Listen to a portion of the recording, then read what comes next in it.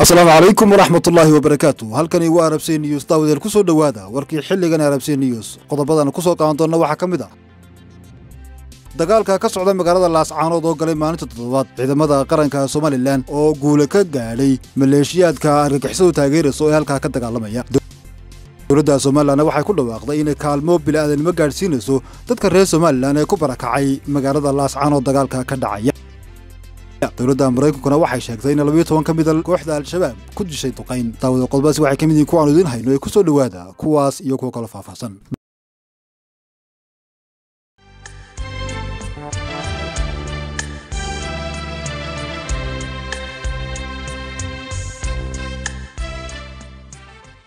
Border Mills waxay kugu bishaaraynaysaa daqiiqda cad iyo budo isku jira iskuna dheelitiran whole wheat flour iyadoo kiilooya iyo xirmooyin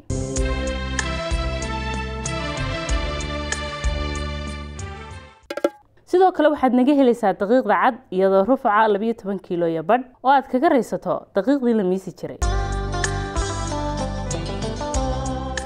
iyo 25 kiilo ama half weydii bakhaarka kugu dhow Border ma haysaa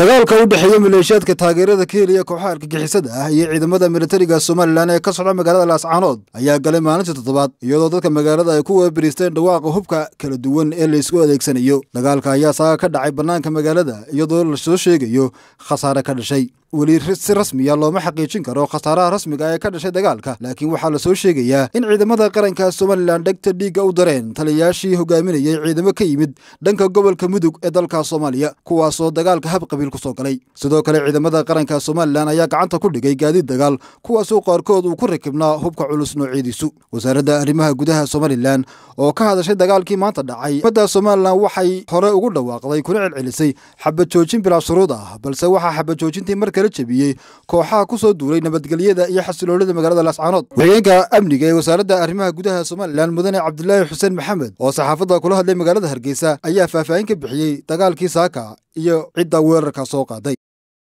2023 waxaan halkan ku baahinaynaa warbixin kooban oo ku saabsan dagaalka maanta ka socda magaalada Laascaanood sida wada ogsoontihiin xukuumadda Jamhuuriyadda Soomaaliland waxay ku dhawaaqday oo dhowr jeer ku celcelisay xabad joojin bilaa shuruud ah oo dhinaca xukuumadda ah waxaase nasiib darro ah in maanta mar kale kooxaha nabadiidka ahi ee ka soo horjeeda xasiloonida magaalada Laascaanood ay weerar ku soo qaadeen subaxnimadii hore 5:00 subaxnimo fariisimadii ciidanka Jamhuuriyadda Soomaaliland iyo xaruntii gobolka Laascaanood ciidamada Jamhuuriyadda Soomaaliland way iska difaaceen weerarka kaga yimid dhinaca kale waxaana ay ku sugan yihiin xarumahoodii bay ka dagaalamayaan dagaalkuna wuu socdaa ciidanka qaranku weerarkaasi way iska difaaceen waana iska caabiyeen dagaalkina ilaa hadda wuu socdaa ciidanka qaranku waxay u taagan yihiin oo ay ixtiraamayaan xabad joojintii ay hore ugu dhawaaqday xukuumadda Jamhuuriyadda Soomaaliland xagga xukuumaddana waa ka dhaqangal xukuumad ahaan waxaanu cadaynaynaa in shacabka reer Laascaanood uu ka mid yahay muwaadiniinta reer Soomaaliland xaq iyo xuquuqba xukuumadduna shacabkeeda dagaal kulama jirto ee xukuumaddu waxa ay la dagaalamaysaa kooxo argagixiso ah oo shacabka reer Soomaaliland ka dhigtay gabood oo diidan xabad joojinta diidan waxaanu ognahay dad fara badan oo muwaadiniin ah oo reer Somaliland inay jecel yihiin nabadda oo ay ka shaqeynayaan waxaase muuqata in aan waxba gacanta ugu jirin oo kooxaha nabadiidka ahi aanay ogolayn xabad joojinta shacabkiina ay ka dhigteen gabood aagga Tukaraq waxaa jira dhaqdhaqaaq ciidan oo ay ka wadaan maamulka Puntland ee Soomaaliya waxaana ay rabaan halkaa inay ka huriyaan colaad hor leh iyo dagaal ciidanka Jamhuuriyadda Somaliland toddobadii maalmood ee la soo dhaafay waxaa ku socday weeraro joogto ah ciidankuna wuu iska difaacayay isaga oo jooga fadhiisimadiisa ugu dambeyn xukuumadda Jamhuuriyadda Somaliland waxay ogeysiinaysaa bulshaweynta reer Somaliland beesha caalamka iyo dadka nabadda jecel in xabad joojintii bilaa shuruud ahayd ee dhinaceeda ay kaga dhawaaqday ay tahay dhaqangal oo ay xukuumaddu fulinayso dhinaceeda intaas ayaan ku soo koobayaa warbixintii koobnayd ee ku saabsanayd dagaalka maanta ka socda magaalada Laascaanood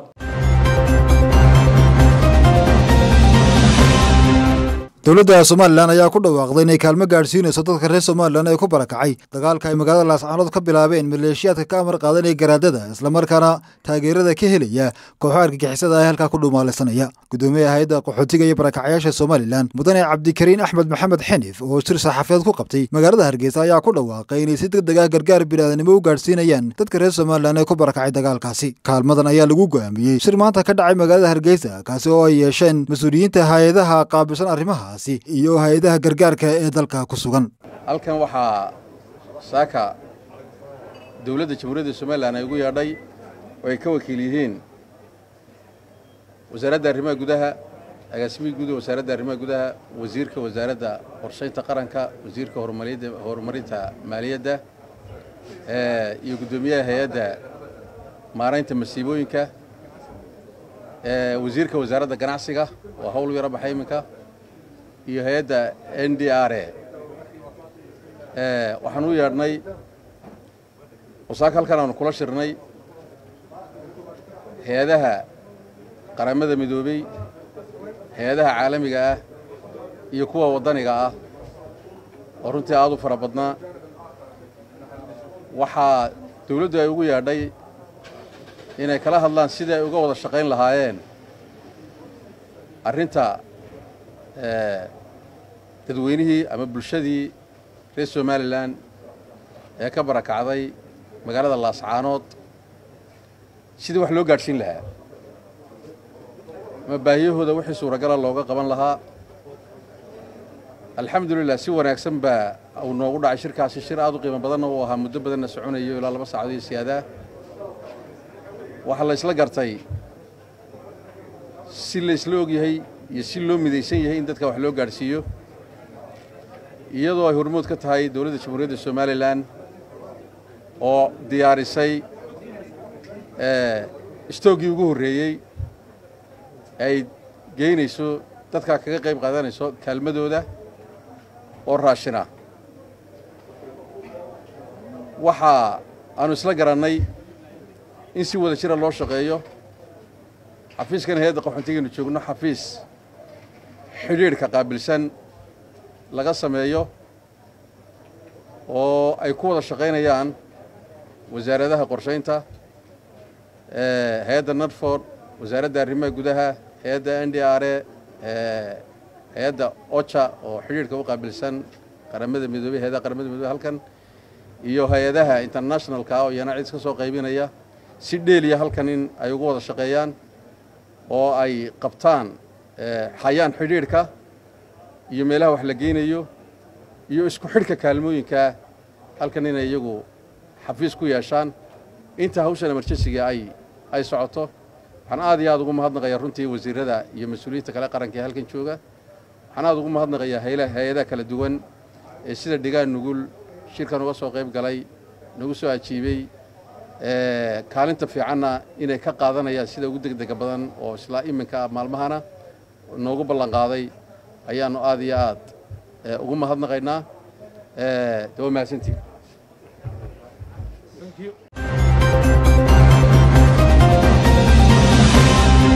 taliska ciidamada Mareykanka ee Afrika ee loo yaqaan Africom ayaa sheegay in 12 ka mid ah maleeshiyaadka al-shabaab ku dileen weerar dhinaca cirka ah oo ay jimcihii ka fuliyeen deegaan ka tirsan degmada Hobyo ee dalka Soomaaliya sida lagu sheegay war-saxaafadeed ka soo baxay taliskaasi. Africom ayaa sheegtay in weerarkan uu ka dambeeyay codsi uga yimid dowladda federaalka ee Soomaaliya una ahaa mid isdifaac ah oo ay si wada jir ah u fuliyeen iyaga oo taageeraya ciidamada dalka Soomaaliya ee wada howlgalka ka dhanka kooxda al-shabaab. taliska ayaa sheegay inayna jirin dad rayid ah oo ku dhintay ama ku dhaawacmay duqeyntan oo ka dhacday deegaan qiyaastii 40 kiiloomitir u jira Hobyo. dawladintaasi waxay noogu dhan warkii xilligan Arabsiya News intayna warka wala kulmi doono dhamaantay waxaan kaga tagnaa. Assalaamu calaykum waraxmatullaahi wabarakaatuh.